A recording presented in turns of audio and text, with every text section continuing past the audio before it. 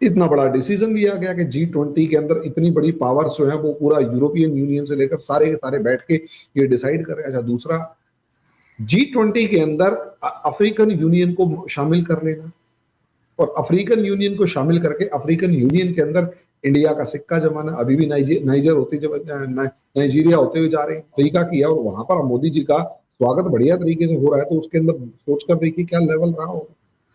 ये G20 का जो इजलास है, ये जो यूरोप है, ये बड़ी, आप समझें कि यानी तारीखी तौर पे बड़ा मजबूत ये इलाका है। वो ये है कि एक तो सेकंड वर्ल्ड वॉर और उससे पहले फर्स्ट वर्ल्ड जंगें तो सारी यूरोप में हुई हैं, ये आपस में ही लड़ते मरते रहे पहले सारा। हालात किस, मुझे तो लग रहा है कि चीन उनका एक इशू हो सकता है, उनका चीन यूक्रेन हो सकता है उनका इशू। पाकिस्तान और यानी इमरान खान, क्या साबका रवायात शामिल नहीं, ऐसे नहीं होता रहा आपके पाकिस्तान में पहले? क्या अमेरिका मुदाखलत नहीं करता रहा? क्या जी? क्या अमेरिका मुदाखलत नहीं करता रहा आपके पाकिस्तान? नहीं करता रहा। वहां जियोपॉलिटिक्स क्या थी? चाइना चाहता था कि अगर शी जिनपिंग G20 मीटिंग में नहीं आएंगे तो पॉसिबली ये होगा कि इंडिया जो है उसकी इमेज खराब होगी, और इंडिया जो है, क्योंकि बड़े बड़े नेता तो आए नहीं, पुतिन तो आ ही नहीं सकते थे, उसका कोई मुस्तकबिल नहीं है। खुदा के लिए रात को उसके खौफ के बगैर भी सो जाया करो।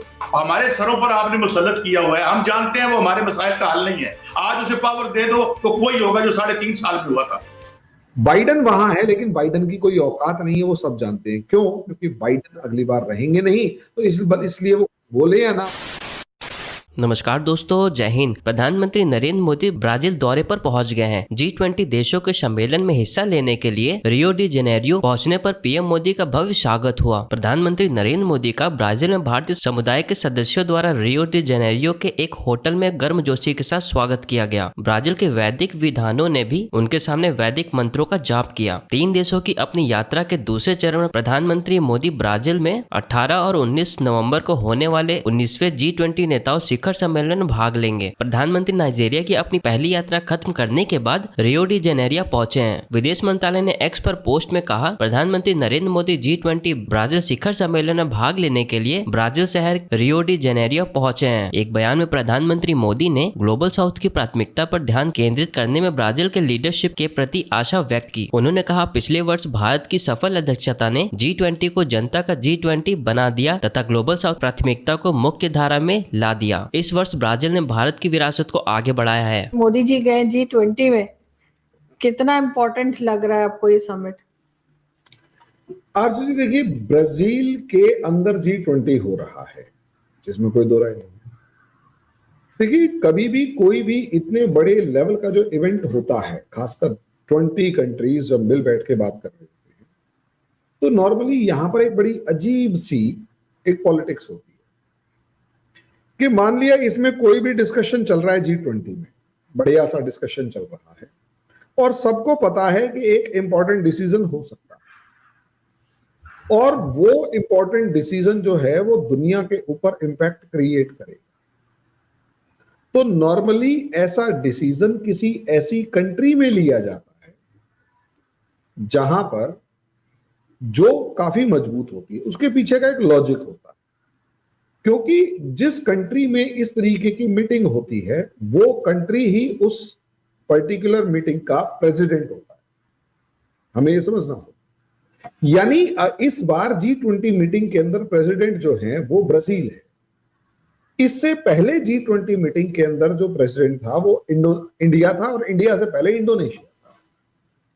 अगर आप इंडोनेशिया की मीटिंग को देखेंगे तो इंडोनेशिया की जो मीटिंग थी वो इंटरनेशनल डिशुम का, या यूं कहीं इंटरनेशनल जियो पॉलिटिक्स में, उसे डिशुम कहता हूं, इंटरनेशनल जियो पॉलिटिक्स का एक अखाड़ा बना हुआ, और वहां इंडोनेशिया से एक रेजोल्यूशन पास हुआ जिसमें रशिया को कहा गया कि आप यूक्रेन से वापस जाए।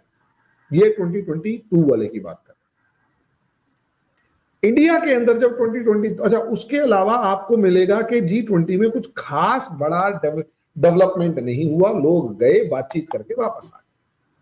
आप वहां पर कोई रेजोल्यूशन भी ढंग का पास हुआ तो आपको कुछ कॉन्क्रीट लेवल का रिजल्ट आप नहीं देख सकते। लेकिन जब वही G20 इंडिया में होता है तो सब टक्कर मार के मर जाते हैं। इंडिया उसका रशिया का नाम G20 के कलेक्टिव रेजोल्यूशन में लाने ही नहीं देता।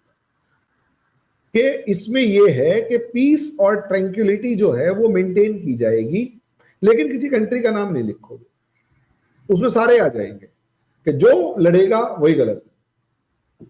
अमेरिका टक्कर मारता रहेगा कि भाई इंडिया मान जाओ कि रशिया का नाम ना, रशिया का नाम नहीं है। वहां जियोपॉलिटिक्स क्या थी? चाइना चाहता था कि अगर शी जिनपिंग G20 मीटिंग में नहीं आएंगे तो पॉसिबली ये होगा कि इंडिया जो है उसकी इमेज खराब होगी, और इंडिया जो है, क्योंकि बड़े बड़े नेता तो आए नहीं, पुतिन तो आ ही नहीं सकते थे, शी जिनपिंग भी नहीं आ रहे, तो एक अजीब सा शोर मचेगा कि इंडिया जो है वो बर्बाद हो, मतलब इंडिया की वो ताकत नहीं है जितनी अपोज करता है, और बस वैसे ही है। अब हुआ क्या? उस G20 मीटिंग के अंदर इंडिया ने जो डिप्लोमेसी खेली वो अपने आप में गजब थी। रशिया को तो रशिया का नाम नहीं आने दिया, इसका मतलब रशिया दोस्त है। सबसे बढ़िया जिसे कहते हैं कि धज्जियां उड़ाई चाइना की। G20 मीटिंग में डिसाइड हुआ बॉम्बे से UAE, सऊदी अरेबिया, जॉर्डन से होते हुए हैफा तक एक international middle east IMEEC international India middle east economic corridor develop किया जाए। अब ये कॉरिडोर असलियत में श्वेज कैनाल और बेल्ट एंड रोड इनिशिएटिव के अल्टरनेट की फॉर्म में देखा गया। ये दुनिया की इकोनॉमी को चेंज करने के लिए, क्योंकि श्वेज कैनाल के अंदर अब ट्रैफिक बढ़ता जा रहा है, उसको हैंडल कर नहीं पा रहे, जैसे जैसे ट्रेड बढ़ेगा या ट्रैफिक बढ़ेगा हालत और खराब होती चली जाएगी। चौकिंग मतलब बिल्कुल जिसे कहते हैं कि ब्लॉक हो जाएगा रास्ता, सब चीजें ट्रैफिक जैम की वजह से। अल्टरनेट जो कैनाल बनाने की कोशिश करी, उससे अच्छा एक ट्रेड रूट डेवलप कर दिया जाए। और सऊदी अरेबिया के अंदर जो नियोम सिटी बना रहा है उसके पैरेलली जो अगर ये ट्रेड रूट जाएगा तो उससे और ज्यादा बेनिफिट होगा।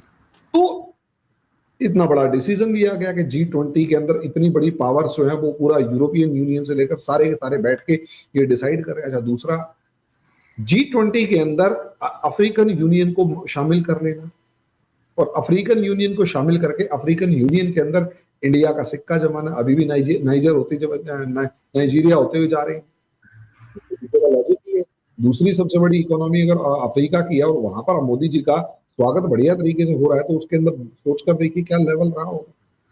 मैं वही चीज कहने की कोशिश कर रहा हूं कि इंडिया के अंदर जब G20 हुआ तो वो एक मीनिंगफुल, उसका कॉन्क्रीट रिजल्ट निकल गया, और वॉर को एस्केलेशन के मामले में एक अलग ही लेवल जा रहा था। अब क्या होगा ब्राजील के अंदर? ब्राजील में मुझे ऐसा लगता है कि मोदी जी शी जिनपिंग से बात करते हुए देर नहीं लगाएंगे, क्योंकि दोनों अब बातचीत कर चुके हैं। तो पहला तो अचीवमेंट तो कहो या एक बैटल ग्राउंड नहीं दिखाई देगा कि ब्राजील के अंदर शी जिनपिंग और मोदी एक साथ बैठकर बात करेंगे। ये G20 का जो इजलास है ये अहमियत रखता है। देखें, मैं आपको एक बात ही बताऊं कि जो यूक्रेन है ना, ये दो जगहों से जियो पॉलिटिक्स निकल रही है दुनिया की। एक तो निकल रही है, एक तो निकलेगी वहां से गजा से, और उसका सीज फायर क्या होता है और क्या नहीं होता। वो बात चली थी कि लेबनान में शायद सीज फायर हो जाएगा और वो गिफ्ट के तौर पे दिया जाएगा, उसमें भी कोई खास पेशरफ्त नहीं हुई भी है, नहीं भी हुई, कहीं ना कहीं वो बातचीत अभी चल रही है कि ट्रंप के आने से पहले उसका कोई खदोखाल सामने आए कि भाई वहां पर सीज फायर कैसे करवाना है, कैसे वो दो रियासती हल की तरफ जाए। वो अभी मामला आगे चल रहा है, वो एक कॉम्प्लेक्स सिनेरियो है जो मिलेगा ट्रंप को।